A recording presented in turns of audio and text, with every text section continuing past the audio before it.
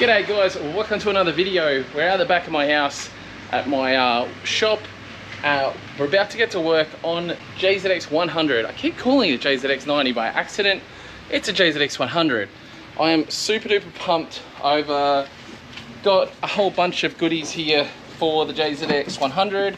I've gone ahead and ordered some Redline. I know that says water wetter, but it's actually trans fluid. I have a little bit of a grind in third, and if you know anything about the Redline shockproof heavyweight stuff, you can go from having a bit of a grind in your gearbox to basically getting rid of it. This is not sponsored at all. I bought this stuff, but it is just good stuff and I recommend it. If you've got a crunchy box, chuck some Redline heavyweight shockproof in and let us know, because it works, trust me. And then the other big thing we got here, some good old SHOCKWORKS. The homies at SHOCKWORKS have done a lot of work on valving with the JZX in the recent year, and we only just got the 90 really going a bunch better. You know, it was already good. We went up to a stiffer spring and changed some valving on the front, which got that car really dialed. And now I've got a full set of new SHOCKWORKS to go on this thing, so we're going to go ahead and get that fitted. And then I also have, which I'm not sure where it is, I have, because my place is such a mess, I do have LCAs here which need to be extended, so I need to work out, I need to chat to Nick, see if we can extend these Johnnies. And then something else I've got new Black Arts knuckles. So all the boys, obviously Chop knows his JZXs as well. He's very good with the JZXs, been driving one for a fair while now, so he's got it pretty bloody dialed. So I'm going to be jumping onto Black Arts knuckles in this car, because we will definitely be doing some drifting in this little Johnny. Also, while the car is on the lift, I'm going to be deleting the J-pipe. We've just got a ton of work to do. My Raptor's just gone off to repair, so I really can't muck around with this job. So yeah, got to get to work. Alright, gone ahead and ripped all the wheels off. First thing I'm going to do is dump the gearbox oil, so I'm curious to see how this comes out. Looks not bad. We'll have to see once it's finished. Hopefully it doesn't splash too much around my garage, but it's looking not too bad. Smells as good as gearbox oil always does. So one of the other things on this car, I'm not going to fix it right now, it has exhaust leaks everywhere. Like, if you get the right angle here, there's an angle, anyway, there's an angle where you can actually see sunlight through there. So the exhaust is pretty cruddy, from a sense of just needing some gaskets, or maybe honestly just deleting some of these, welding them, because it really doesn't need 50 joiners in it, I don't think. Like, this can happily come off in one big piece and I'll be just as happy. So I might see what we end up doing there. I know this has a big leak somewhere up the front, so whatever that flexi is there is all damaged.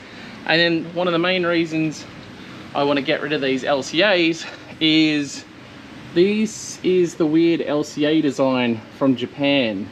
Now, I've never seen this done before, where it's a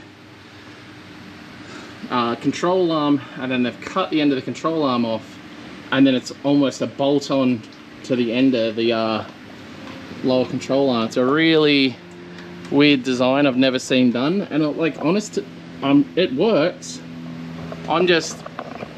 I would prefer that setup on like a track car.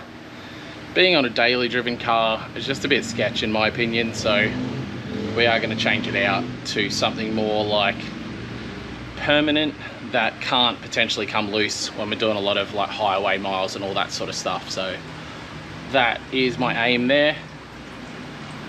Gonna go ahead and probably start whipping these coilovers out, I reckon. Yes. Alright, so I hadn't started on the coilovers yet. I was having more of a look around because we've got the new GK Tech knuckles right here. So they're nice and cut and shut. And for an example, there's a stock knuckle. That's probably a better example there. You can see how much shorter, and they get rid of the dip down as well. So yeah. Now, looking more at this situation, I'll explain to you why they do this I've worked out why they do this setup, and I get it, because so JZXs are known for failing ball joints. And matter of fact, unfortunately, a few years ago, a spotter passed away in Japan, one of the only deaths I know of in drifting, from JZX LCA letting go, and the wheel came off and actually hit the spotter. And it was actually, unfortunately, I shouldn't laugh, that it was unfortunately the drifter's own partner and spotter that he hit with his wheel flying off. So basically this would normally bolt on. Oh no, because it is the same. Yeah, actually I'll scrap that. I thought they'd done this to try and get rid of the ball joint situation, and I'm thinking that this went on the other way and it was a, yeah, don't worry, ignore everything I just said. I don't know, I guess this is just a cheating way of doing extended LCA, and I don't really like it, but we are going to deal with it just for now.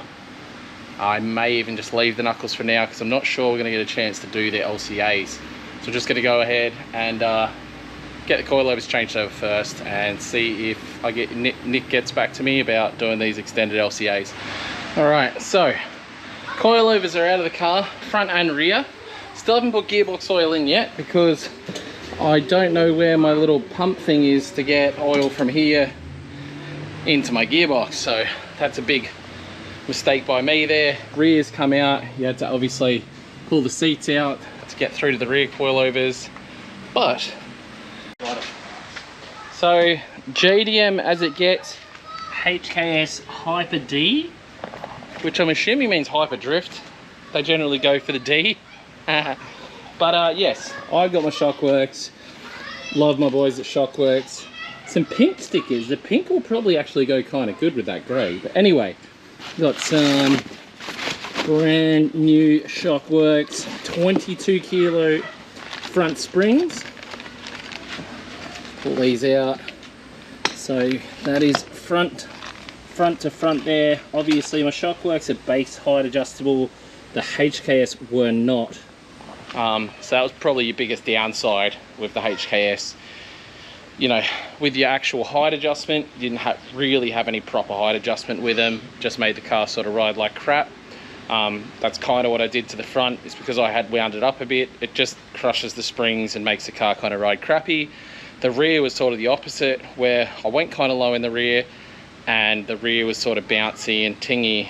Like, they're not bad coilovers, don't get me wrong. I'm just a bit of a yuppie these days when it comes to coilovers, and the SHOCKWORKS boys really spoil me with some really good quality stuff. And like, I was already pumped with the JZX stuff that I had in the 90, and then they went ahead and did some changes to the spring rates and the shocks, and they just got even better. So I'm going to go ahead and start getting the heights sorted out.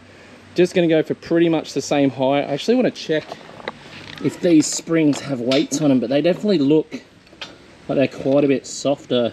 You look at the thickness of that spring versus how thick that spring is, tells me that this might be quite a bit softer spring than this one. So that's good. I want the 22s on the front. Some people, like hot boys will go up to, like, I've heard them go up to like 40s.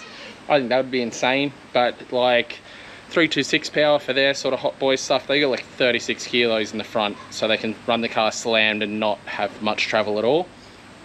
I still want travel, I want comfort, I want to be able to drive this thing. Still hard though, so this is like a really good, I would say this is still a great drift setup, but it's definitely going to be comfy for the road as well, which is mainly what this thing is a daily, and especially right now it's very much a daily because I don't have the Raptor.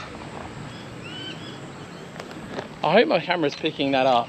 The sun is like blood red. Come over here and do it, T, just so I can see on your phone. Zoom right in. That's it. That's crazy. The sun is literally blood red. Anyway, we've got all the coilovers in. I'm just about to get hold of this stuff and start just cranking down all my lock things tight. And then honestly, I'll probably lower it down just onto some other wheels and stuff, just to see roughly where it's sitting, and see where we're at. Overall, I'm really happy with how it's all sitting though. It's gonna be pretty good. Something ain't right here. I measured these the same height as the HKS coilovers, and it's sitting a mile in the air. It's completely off the hoist, and obviously it still hasn't settled, but it is a mile in the air, so I have to jack it back up and continue working on this, because that is not right at all.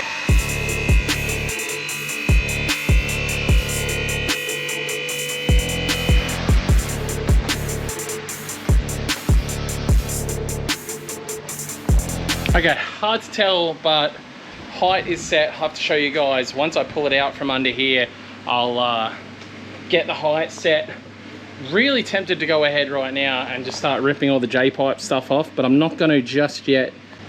I am expecting the ECU that I've ordered to come soon, so I need to, I'll wait till that comes, because once I have that, I'll be able to get rid of the airflow meter as well, which is going to be really good to be able to clean up the whole like turbo side of the engine bay.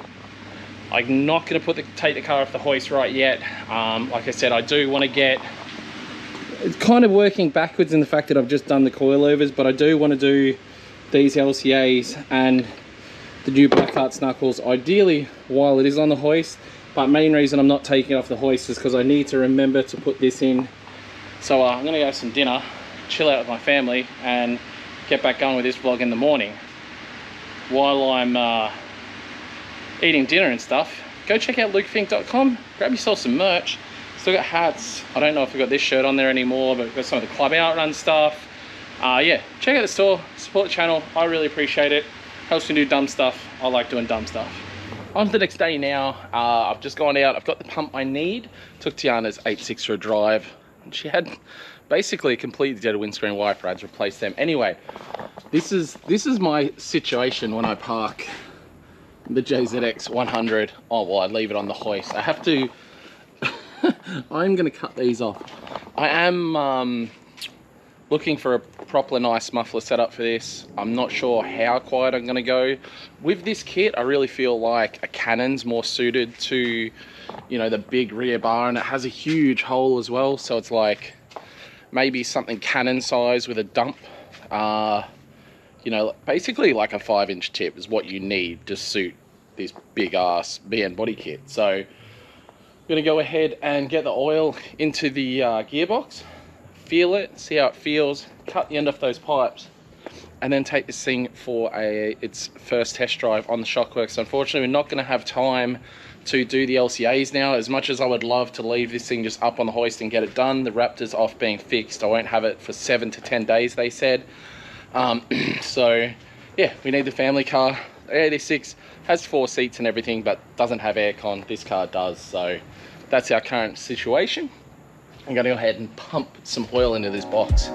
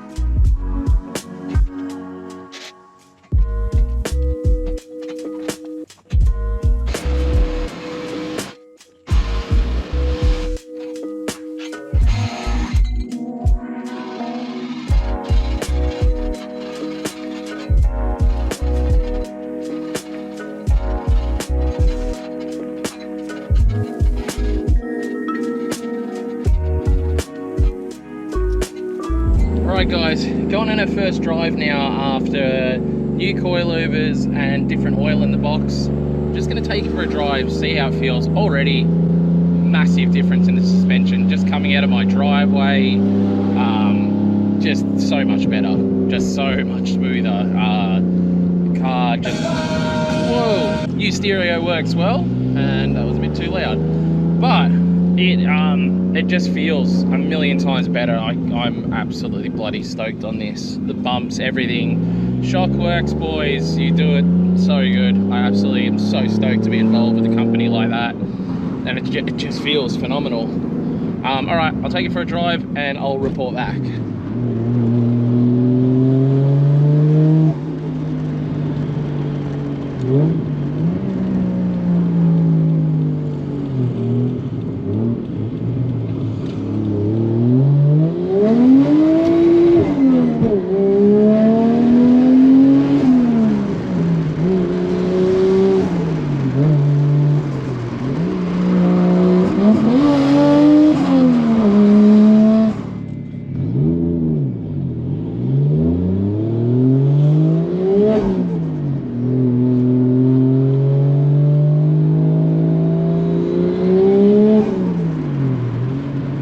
Little drive, guys. Car is feeling so sick. Honestly, drives. I'm not even doing this because I'm sponsored by these guys. This car drives 2 to 3 times better than it used to. There was a few little knocks and things like that. They're obviously all just the coilovers. The car was, I thought maybe my diff bushes were gone. My diff bushes still aren't the best, but those noises, the car must have been bottoming out on those other coilovers or whatever they were doing big bangs, and like when I'd give it a good squirt, Scarlett would get mad at me and tell me to stop. Daddy, don't, it's making big noises. She was convinced the wheel was going to fall off, so yeah, she's going to be stoked now because she'll be able to come in this car and not be scared when I give it a squirt. Not that it's fast really, but we're going to get onto that. So yeah, super stoked. The gearbox definitely feels better.